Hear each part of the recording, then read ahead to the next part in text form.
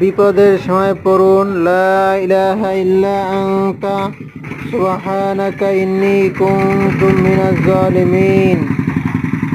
হযরতে মুআয রাদিয়াল্লাহু তাআলা আনহু বলেন, যদি তোমার মধ্যে ঈমানের 3টি গুণ থাকে তাহলে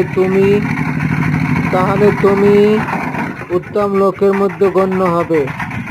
যদি কারো উপকার করতে না পারো তাহলে ক্ষতি করো না। যদি কাউকে খুশি করতে না পারো তাহলে তাকে দুঃখ দিও না। যদি কারো প্রশংসা করতে না পারো তাহলে বদনাম করো না। হিংসা সাপের বিষের চেয়েও মারাত্মক, কেননা সাপ কখনো নিজের বিষে নিজে মরে না, কিন্তু হিংসুককে হিংসার আগুনে জ্বালিয়ে ছারখার করে দেয়।